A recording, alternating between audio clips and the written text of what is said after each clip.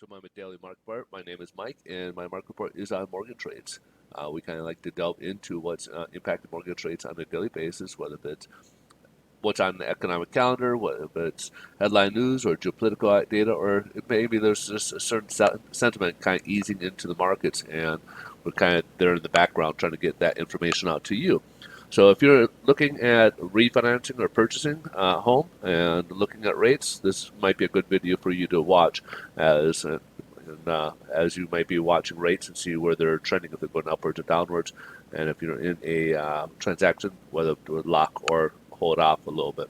So hopefully this information will be useful for you. A little bit about myself is I am a loan officer. I do work with a national lender, so we're here to we can be here to answer any questions you might have, whether if it's about mortgage rates or different programs that might be available out there, or or process or anything else along that line.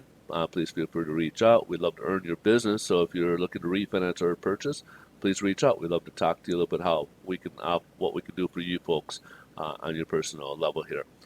So without further ado, we'll just jump right into our video. We'll start off with the economic calendar.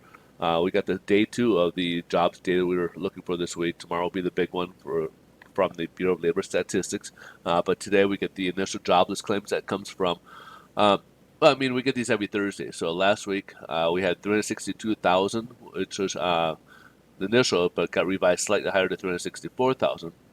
For this week, it was forecast at 348,000. It came in much less at 326,000. So these are people applying for our first-time benefits, and as you can see here, continued claims has dropped a bit here from the 2,800 range, or 2.8 million range, down to about 2.7 range. So about 100,000.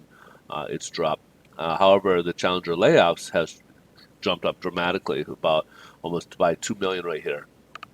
And of course, this might be approximately those folks. If you listened to my video yesterday, we talked about that they're not going to be showing up on these jobless claims, or people who are refusing vaccinations and corporations are mandating it and therefore letting people go. And so they won't be on these. So it'll be interesting to see how these numbers come out, or how we're going to determine if we're going the right direction or not. So that will be remain to be seen here.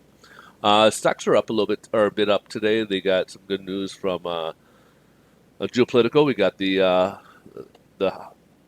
Congress was able to get the Democrats and Republicans were able to come to agreement to basically temporarily extend the debt ceiling that we've been dealing with. That was due probably this month, and so that basically kicked the can down the road to December. So December 3rd sounds like will be the big day. They're hoping to have some type of final agreement prior to then. However, in the intermediate term, they're able to get that to in the meantime, so they don't have to shut things down and default any debt and such as that. Um, and then what else? There not a whole heck of a lot. I mean, there were some comments made by Putin apparently that was supposed to be helping out energy prices. However, when I looked at today, gas still seems to be going up. Oil went up about, now we're up to about $78 per barrel. So that seems to be continuously climbing up a bit. It just wasn't that long ago. We were below $60 a barrel, and now we're approaching $80. So something that, of course, that is inflationary news. So that does seem to be a bit of a concern for us consumers here. Let's take a look here at the mortgage-backed securities, which are the bonds that basically are your mortgage rates. So we are down to about 16 basis points, which will translate to a higher rate today. These are typically about 1/8% in the rate, and pricing-wise is about 0.16 basis points on there. So this is how we kind of tell. So we started off about where we were yesterday, and then dropped down a little bit, and again, as a result, we're not looking too good right now. We're kind of approaching where we were before this kind of this floor range here. So we have a little bit more room before hopefully we kind of work our way backwards. And then of course we need to make sure that this technical level here holds. The ceiling, it held the last couple times we tested it.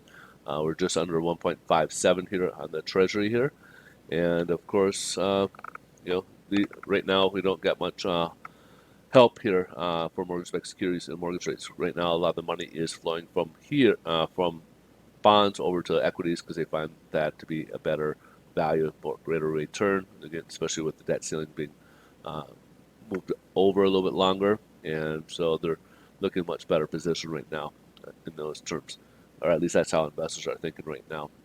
Um, that's pretty much a wrap for the day. If you guys get questions, please feel free to reach out. And again, we're here to help you. And we'd love to earn your business, so please feel free to reach out.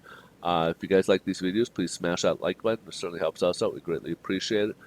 Otherwise, we'll look forward to see you guys in tomorrow's video, and that will be the big day for Bureau of Labor Statistics release of the September jobs data. So we'll have that tomorrow. Oh, I'm sorry about that. The 15-year national average came in at about 2.5, and the 30-year at 3.13, and that's pretty much it. All right, guys. Sorry about that. You guys have a great rest of your day. Bye bye.